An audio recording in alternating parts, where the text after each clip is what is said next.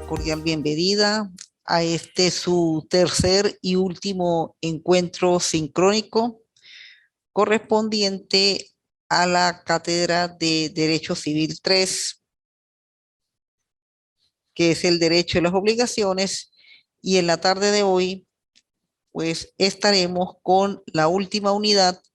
la número 4,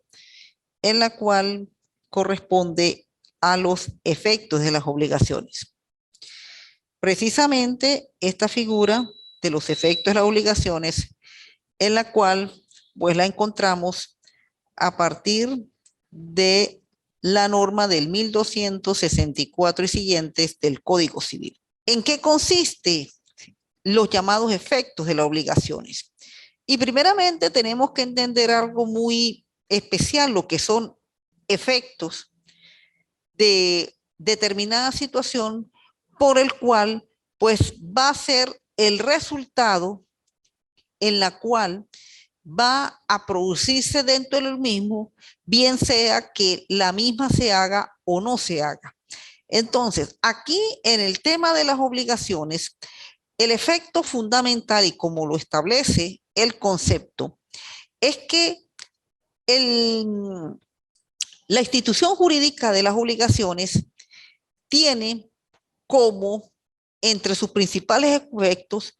producir unas consecuencias en la cual la misma tiene que ver con su cumplimiento. No. En este caso, no es que se presenta una alternatividad en su realización, no,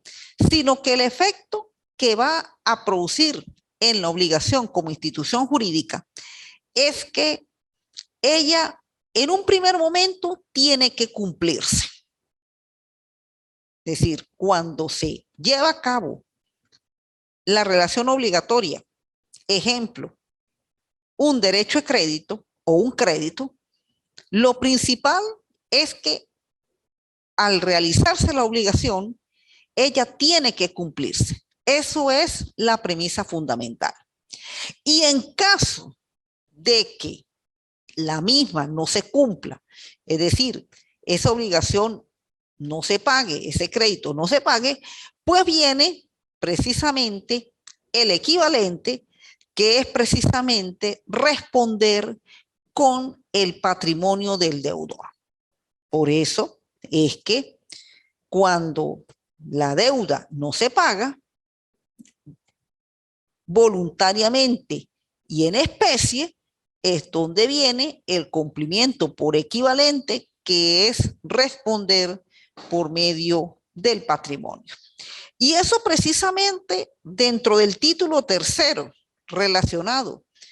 con el capítulo relativo a las obligaciones, tenemos la norma prácticamente rectora de los principales efectos de las obligaciones, que es precisamente el artículo 1264 del Código Civil, cuando precisamente expresa lo siguiente: las obligaciones deben cumplirse tal cual como han sido contraídas. Por eso, ella lo que tiene que llevarse a cabo, es decir, que se realice, que se cumpla tal cual como se estableció, como se acordó. El deudor es responsable de los daños y perjuicios en caso de contravención. Entonces ahí es donde vamos al segundo punto de la definición del efecto, cuando establece, pero si no, la consecuencia directa e inmediata es responder con su patrimonio. Precisamente cuando responde con su patrimonio, no es solamente afectar un cumplimiento como el equivalente, sino también ahí va incluido esos daños y perjuicios que se cumplen, que se producen cuando la misma no es 100% cumplida. Siguiendo precisamente con la lámina, por ello es que el principal efecto que produce la obligación es que ella debe cumplirse. Y por cumplimiento, sencillamente, es el deber del deudor de ejecutar la obligación contraída a través del pago precisamente de ese crédito. Por ello, como se explica ahí en la lámina, por cumplimiento de una obligación se entiende su ejecución, lo que constituye un deber jurídico para el deudor a quien no le es potestativo cumplir o no cumplir. Es decir, esto no es alternativa, esto es una orden, un mandato en la cual el deudor tiene que hacer, que es sencillamente cumplir, ejecutar la obligación contraída. Se concluye que el efecto del cumplimiento de la obligación se da en dos vertientes. El deudor queda obligado al cumplimiento de la obligación contraída y el acreedor la facultad o el derecho de imponer coactivamente al deudor que voluntariamente no ejecute la obligación contraída. Por eso es que si no se paga la obligación, si no se cumple la obligación, entonces el acreedor opta precisamente por afectar el patrimonio del deudor, ya que es la garantía para que el acreedor pueda satisfacer y cumplir su obligación. Nos vamos entonces a la normativa legal del cumplimiento. Bueno, precisamente hace rato pues leímos la norma, que es precisamente la del 1264, el Código Civil, y ahí nos hace hincapié las dos formas de cumplimiento de la obligación. Por un lado, el cumplimiento de la especie. Acá en el cumplimiento de la especie es que precisamente consiste en el cumplimiento de la obligación tal cual como ha sido contraída. Bueno, es decir, se estableció el acuerdo, se firmó el mismo y así como se establecieron esas normativas, así tiene que cumplirse. Esa sería la primera forma en especie. Y por equivalente, pues el pago de los daños y perjuicios causados al acreedor por el no cumplimiento en especie de la obligación. Es decir, ahí es donde viene la mora, los intereses, y si no se cumple a través del pago directo, entonces para eso se responde con el patrimonio más los daños y perjuicios que esa demora le acarrea al deudor. De allí que precisamente como el principal efecto es que se produzca el cumplimiento de las dos maneras, tanto en especie por equivalente, ello da lugar a que precisamente cuando no se lleva a cabo lo preceptuado en la norma del Código Civil del 1264, tenemos precisamente el punto en la cual se produce es el incumplimiento de la obligación. Y precisamente el incumplimiento de la obligación, pues es lo que a la final va a terminar generando los daños y perjuicios, que es lo que precisamente se le produce al acreedor por este incumplimiento. De allí que como se explica aquí en la lámina, como se expone en la lámina, pues tenemos que el incumplimiento se trata de una inejecución parcial o total, permanente o temporal, débase a hechos imputables o a causas extrañas no imputables al mismo. De esta definición se explican los siguientes caracteres. Primero, el deudor viola el deber jurídico de ejecutar la obligación, es decir, más que todo de cumplirla. Y segundo, la violación de ese derecho del acreedor a que el deudor le cumpla la obligación tal cual como ha sido contraída. Entonces, en el caso del incumplimiento, precisamente es un acto de inejecución que produce el deudor. ¿Y cómo es ese acto de inejecución? Sencillamente es un acto que puede ser en forma permanente o en forma temporal. Cuando se da en forma permanente, pues prácticamente el deudor es condenado a los daños y perjuicios y el deudor precisamente responde, si no es en especie, con su patrimonio. Y ahí precisamente el deudor pues acarrea una violación a su deber jurídico como lo es ejecutar la obligación. Y a su vez ese derecho que se viola por parte del deudor prácticamente está afectando al acreedor a que cumpla la obligación como tal cual ha sido contraída. Por lo menos en el caso de un préstamo, donde precisamente cuando el acreedor no recibe en forma permanente el ese dinero, tanto en el capital como en los intereses, pues ahí precisamente ese derecho, ese deber jurídico que viola el deudor está precisamente violando el derecho del acreedor a que la obligación se cumpla tal cual como ha sido contraída. Pero es importante explicar lo siguiente con respecto al incumplimiento de la obligación cuando se produce en forma, más que todo, en la primera permanente y en la segunda temporal, que la permanente puede tener precisamente dos situaciones. Una, hechos imputables al deudor, en la cual precisamente el acreedor pues ejerce las acciones legales correspondientes, los daños y perjuicios para su cumplimiento. Pero se produce también en forma también permanente cuando el deudor incurre, no tanto que incurre, sino se le producen a él hechos en la cual no son imputables a él o se le produce lo que llaman una causa extraña no imputable. Y esta situación de la causa extraña no imputable precisamente es lo que explica el artículo 1271 del Código Civil, en que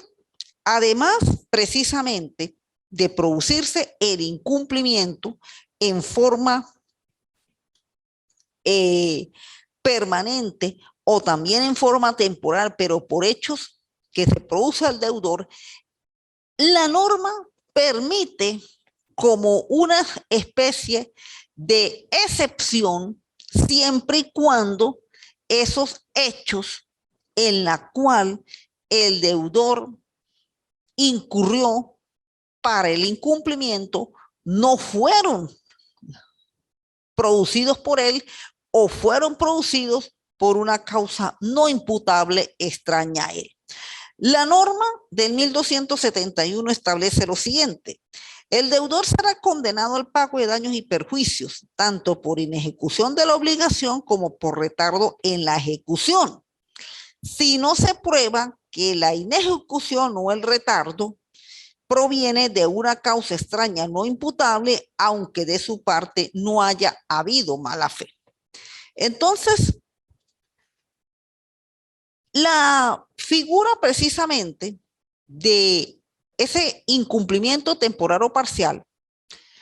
va a depender mucho de los hechos por el cual el deudor se encontraba para el momento de su cumplimiento y si esos hechos fueron productos de su inejecución debida o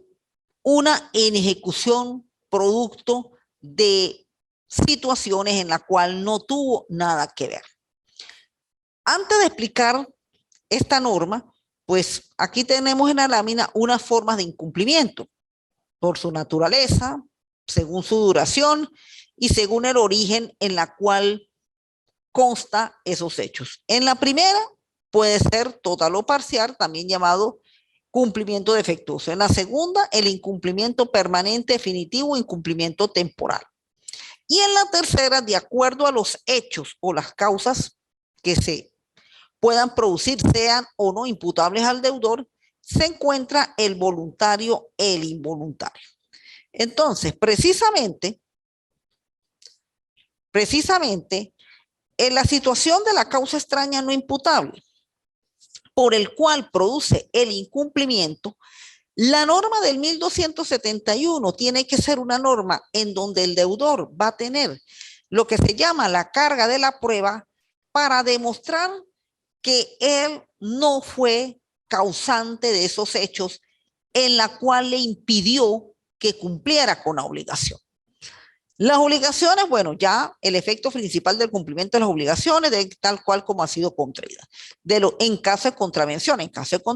es que hubo incumplimiento. Pero la del 1271 nos enfoca que ese incumplimiento puede tener una excepción producto de cómo se produjeron esa forma de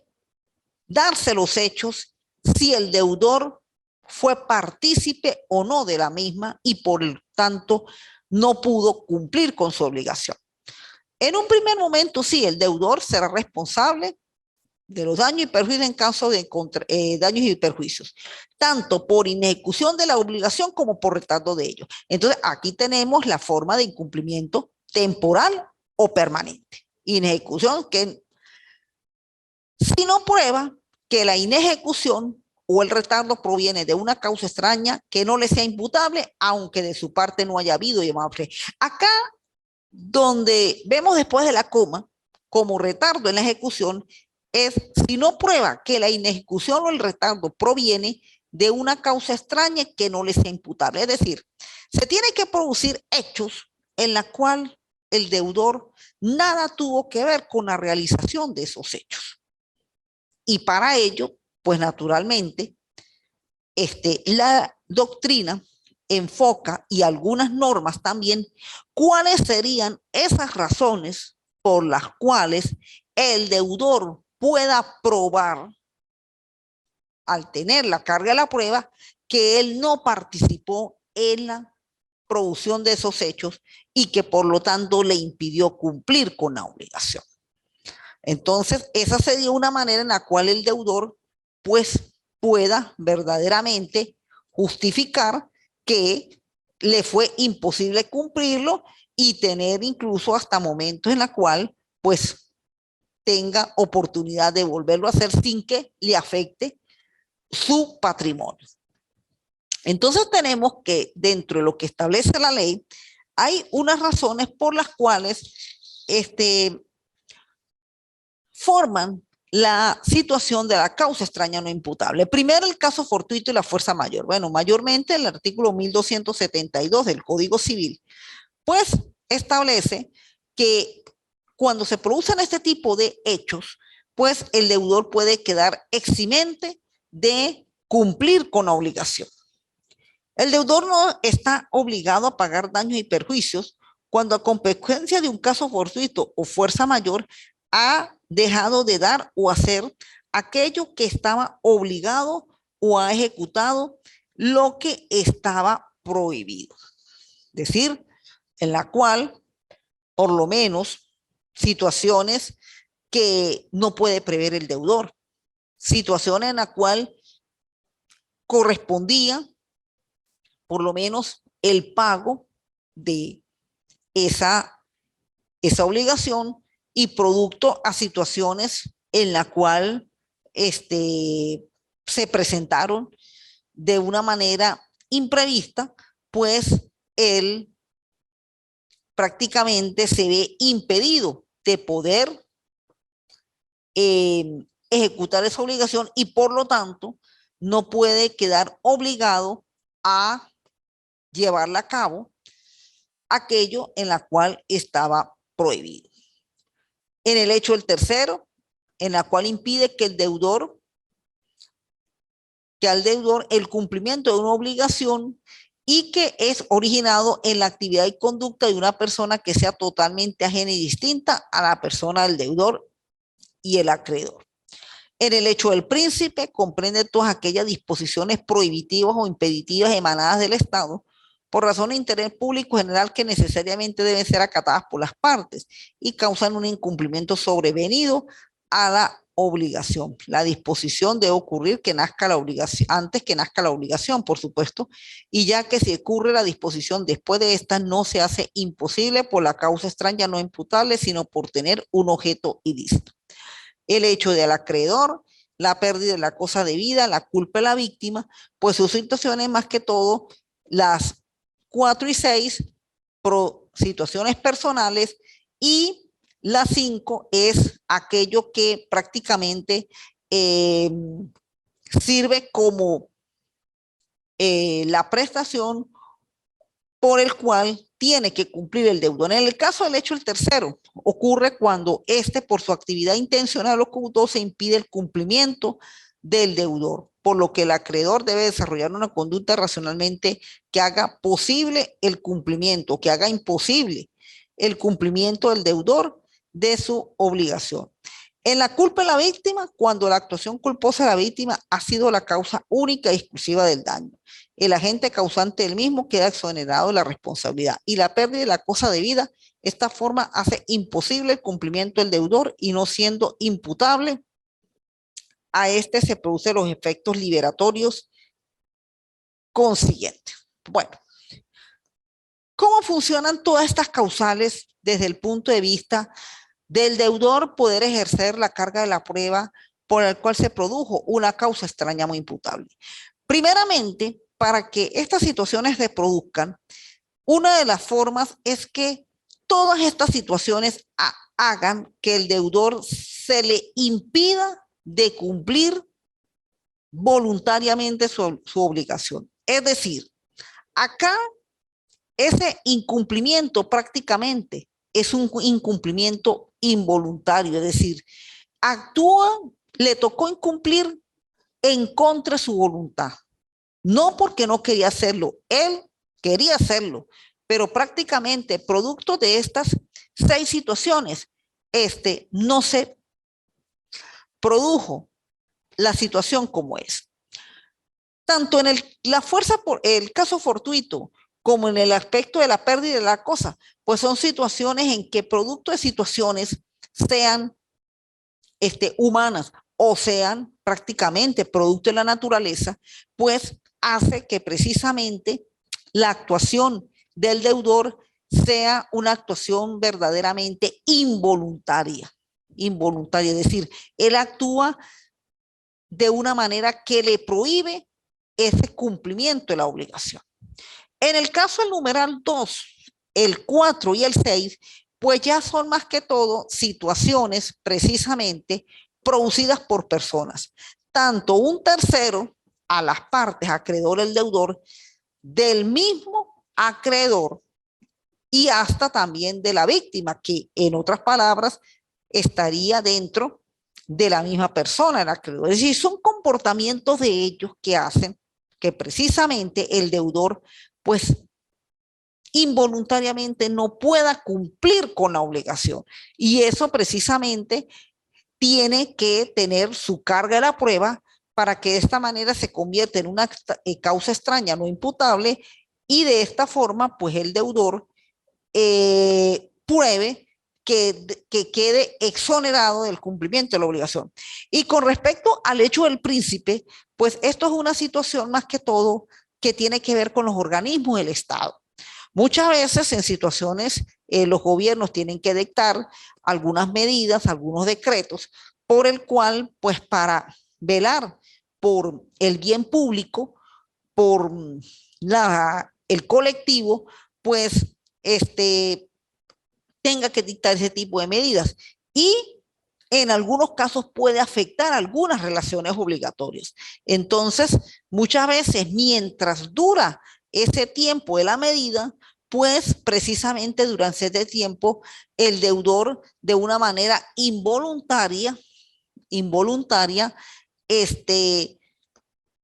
incumple con la obligación hasta que la medida quede totalmente derogada. Bueno, acá sobre el hecho del príncipe,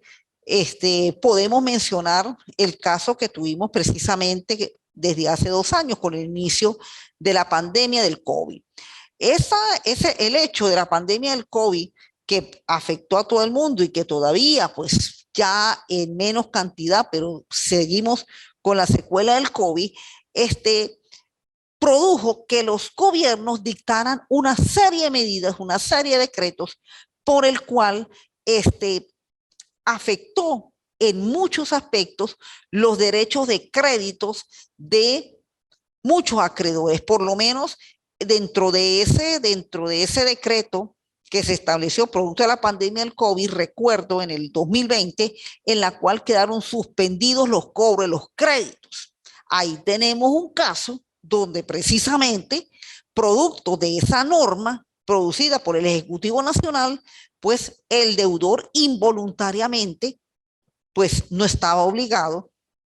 a cumplir con la obligación porque se había establecido una norma en la cual durante 6 meses quedaban congelados el pago de los créditos. claro, posteriormente que la medida se levanta, pues vuelve de nuevo a cancelarse los créditos, pero hubo un tiempo en que los créditos estuvieron totalmente suspendidos y por lo tanto no se le cobraba al deudor el pago de las cuotas con los intereses para ellos. Igualmente sucedió con la materia de los cánones de arrendamiento en aquellos inmuebles de uso comercial también. En los inmuebles de uso comercial se suspendió el cobro de los cánones de arrendamiento hasta que se reactivara de nuevo la actividad económica. Y precisamente durante ese tiempo, pues los arrendatarios, se les estaba suspendido el pago de los cánones de arrendamiento. Por ese tiempo no quiere decir que hoy en día, que ya prácticamente ese decreto fue levantado, van a seguir no cancelando los créditos ni van a seguir pagando, porque ahora sí vuelven de nuevo a pagarse los cánones de arrendamiento y vuelve de nuevo a pagarse los créditos. De repente puede surgir alguna pregunta, bueno, pero eso ocurrió en todos los niveles. Bueno, de repente en algunas partes pues se pudo haber producido, en otras a lo mejor ambas partes pues llegaron a acuerdos en la cual pues podían seguir cumpliendo sus compromisos. Bueno, eso iba a depender más que todo era de las partes, pero por lo menos durante ese tiempo hubo dos situaciones que afectó precisamente a la materia de las obligaciones, como eran la figura de los créditos, que para ese entonces tenían las instituciones bien financieras con determinados deudores, en la cual se suspendieron los pagos mientras pasaba precisamente la pandemia, y también con respecto con los pagos de los cánones de arrendamiento en los inmuebles de uso comercial, donde también se suspendió por un tiempo el pago de los cánones. Pero eso no quiere decir que eso iba a continuar, no, al levantarse, precisamente al quedar derogado el decreto, pues volvieron de nuevo a ejercer las acciones de cumplimiento y el deudor pues volvía en forma permanente y voluntaria a cumplir con su obligación, es decir, ya no había las razones por la cual pues no cumpliera desde el punto de vista voluntario de la obligación, se produjera un incumplimiento involuntario y ahora pues vuelve a renovarse. Si no cumple con el pago, pues ahí se incurriría en la norma del 1271 y no solamente responde por los daños y perjuicios por la inejecución de la obligación, sino que naturalmente puede quedar afectado su patrimonio. Y por último, en lo relacionado con las acciones de protección del crédito, hay tres acciones muy importantes y que se ejercen mucho dentro del derecho a las obligaciones, por el cual las partes, tanto acreedor como deudor, pues pueden llevar a cabo. Por un lado se encuentra la acción de simulación, la acción pauliana y la acción oblicua. En cuanto a la primera, pues prácticamente es ese tipo de acto jurídico que se lleva a cabo en forma disfrazada del acto principal. Por eso es que se llama simulación, simula la realización de un acto principal y de allí precisamente se trata de proteger o se trata de encubrir la verdadera intención de las partes dentro del negocio jurídico que debería realizarse. Por eso, la simulación, como se dice aquí en el escrito de la lámina, supone la realización de dos actos o convenciones, uno ficticio, aparente o simulado y otro real o verdadero, pero que es mantenido en secreto por las partes. El acto simulado aparentemente y ficticio recibe generalmente en la doctrina la denominación de acto ostensible, mientras que el acto verdadero o real se denomina comúnmente contradocumento. Entonces, ¿cómo funciona la simulación? Generalmente la simulación se ve mucho en la materia, sobre todo, de créditos hipotecarios. También se puede ver mucho en la figura de pago de vehículos, donde precisamente la realidad es que usted, pues lo que necesitaba era una A con B, llevar a cabo la realización de un crédito, pero resulta que a lo mejor B no contaba con la garantía, entonces utiliza a un C, quien es el que se va a comprometer precisamente con A, pero realmente la deuda no es con C, sino es con B. Entonces, a los ojos de la ley, a los ojos de la protocolización de esa hipoteca ante el registro público, pues el acto legal es el de A con C, porque C es el que tiene el bien, el que da la garantía. Pero a los ojos de la realidad, y es lo que se hace en forma simulada, el verdadero acto es el de A con B. Y por eso es que, aunque legalmente aparezca otra persona que no es el verdadero deudor, pero realmente el deudor es el que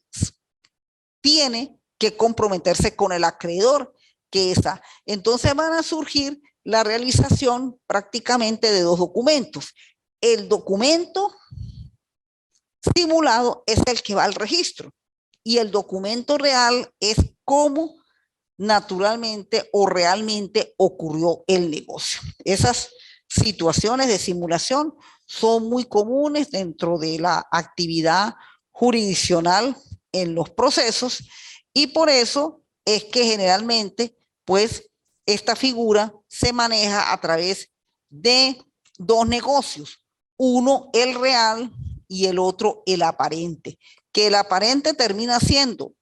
el que aparece en el documento, el que aparece ante la institución legal establecida, y el real pues es muchas veces el que va a configurar cuál es la verdadera obligación y es por ahí donde sencillamente pues se produce esa simulación, porque si no se presentara ese tercero, pues el negocio tendría que ser netamente con A y B como realmente tiene que ser. Y luego tenemos dos acciones que son la pauliana y la oblicua, que tiene que ver más que todo muchas veces con actos desde el punto de vista fraudulento, que es la pauliana, y la subrogación, que muchas veces tiene que asumir el acreedor en el momento de cobrar el crédito contra el deudor. Es decir, el acreedor muchas veces le va a cobrar al deudor de su deudor, porque resulta que hay veces A negocia con B, pero a su vez B tiene un negocio con C. Entonces, en la acción oblicua termina que B le reclama a C debido a que C es deudor de A. De esa manera, entonces en la oblicua, el deudor se subroga,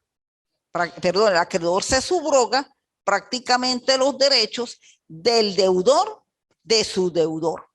Eso es como funciona. Y en la acción pauliana, precisamente es aquella acción donde no solamente participa el deudor, sino que el deudor comete actos de fraude por el cual, además de no pagar la obligación A, termina verdaderamente haciendo un negocio con un intermediario C y a la hora de la verdad, tanto B como C van a ser los que le cometieron el fraude a A y por eso es que A, por medio de la acción pauliana, además de cobrarle a B, también le cobra a C. Las normas del 1279 y 1280, pues nos especifican cómo es que funcionan estas dos últimas acciones de protección del crédito. En la primera, en el 1278, pues tenemos los acreedores pueden ejercer para el cobro de lo que le debe los derechos y las acciones del deudor, excepto los derechos que son exclusivamente inherentes a la persona de su deudo. El 1279, los acreedores pueden atacar en su propio nombre los actos que el deudor haya ejecutado en fraude de sus derechos. Se consideran ejecutados en fraude de sus derechos de los acreedores los actos, los a título gratuito del deudor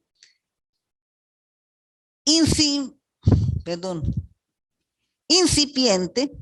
al tiempo de dichos actos o que ha llegado a hacerlo por consecuencias de ello. También se consideran ejecutados en fraude de los derechos de los acreedores los actos a títulos onerosos del deudor insolvente cuando la insolvencia fuere notoria o cuando la persona que contrató con el deudor haya tenido motivo para hacerlo. Y de dicha acción no puede intentarse por un acreedor cuya creencia sea posterior en fecha al acto cuya revocación demanda, a menos de que se pretenda como causaviente de un acreedor anterior. En pocas palabras, para hacerles muy explícita lo que corresponde sobre todo a la acción pauliana, esta acción pauliana tiene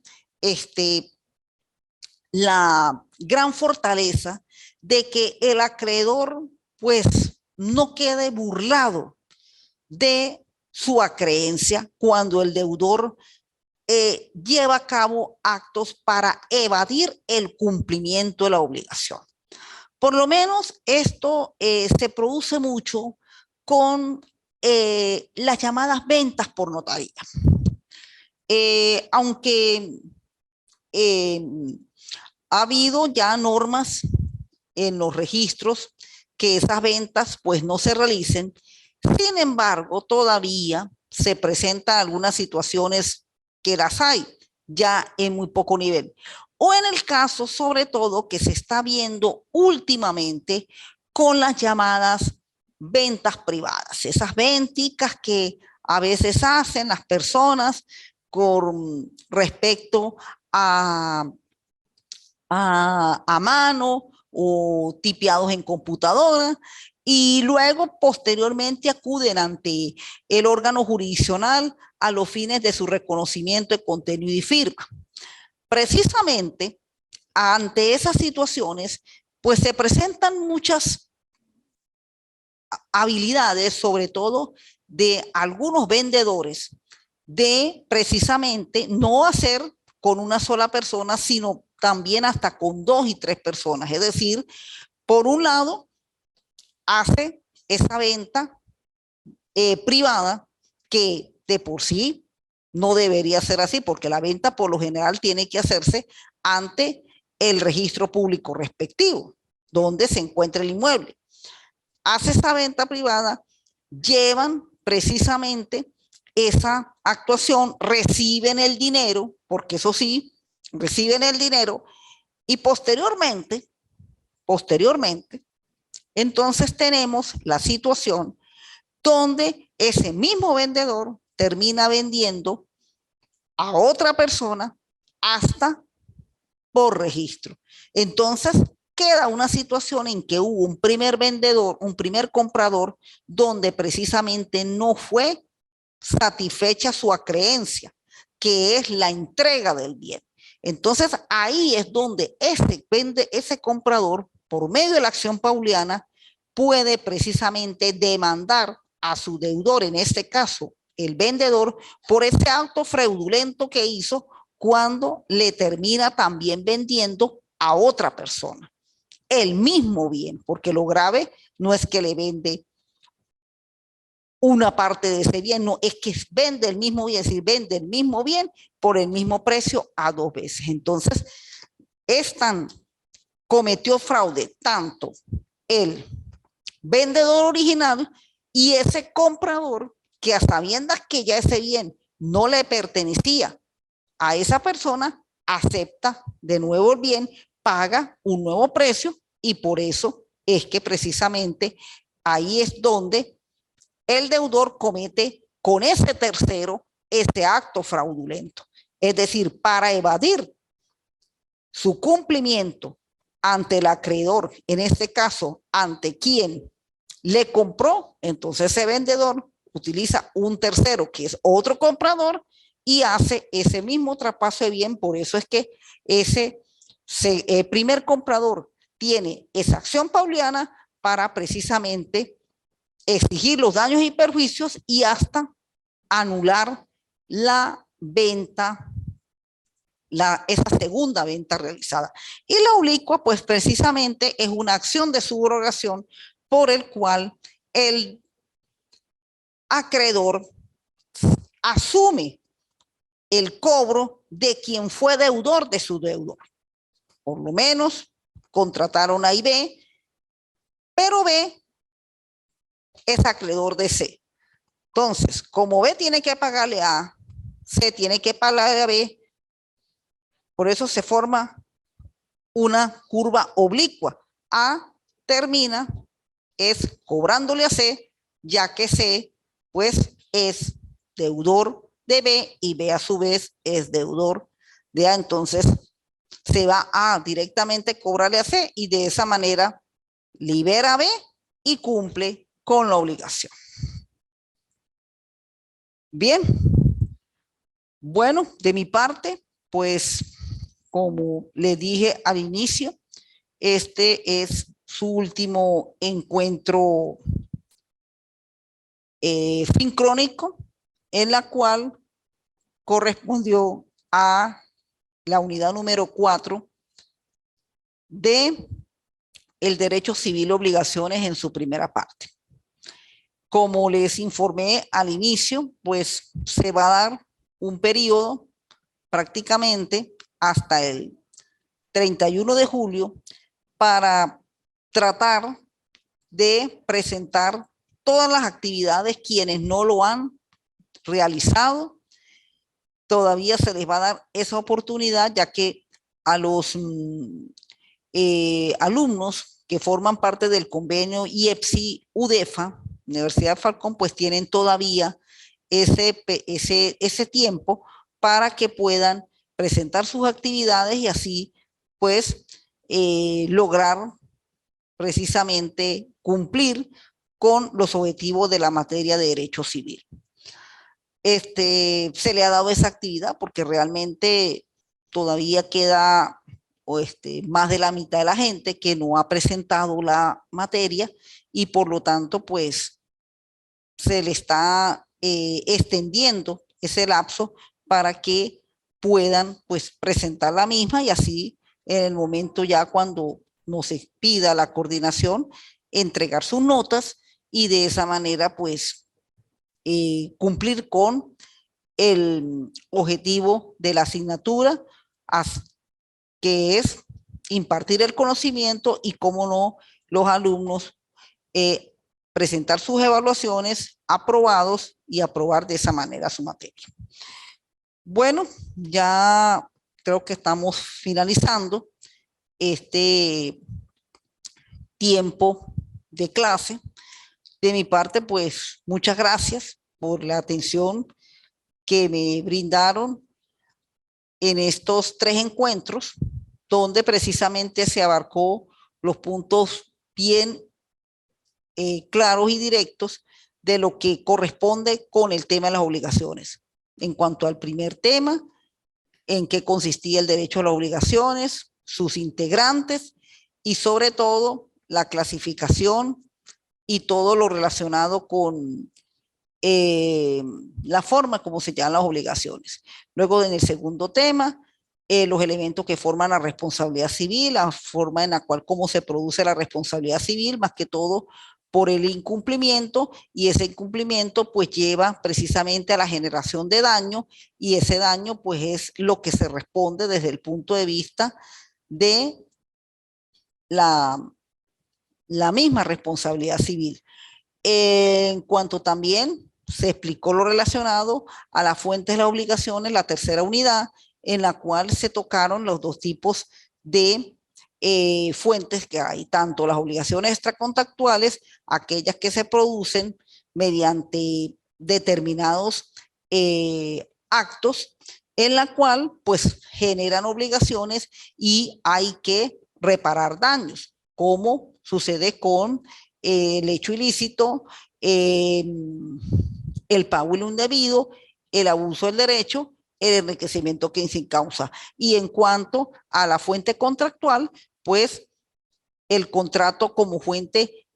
fundamental y principal de las obligaciones, en la cual se le dio lo relacionado con que es el contrato, sus elementos tanto de validez como de eficacia, y precisamente cómo es que funciona cada uno de ellos. Y esta última unidad que corresponde con los efectos de las obligaciones, sobre todo el principal efecto en la cual toda obligación tiene que cumplirse tal cual como ha sido contraída, y qué es lo que se produce cuando la misma no se cumple o se produce la causa extraña no imputable, en la cual hace que se produzca un incumplimiento en forma involuntaria o se exime precisamente de presentar ese incumplimiento. Bien, entonces de mi parte, pues muy agradecida por su participación y por haber recibido estas 3 clases, aquellos puntos importantes con respecto al derecho de las obligaciones en, en Venezuela, de acuerdo con lo establecido en el Código de Civil vigente.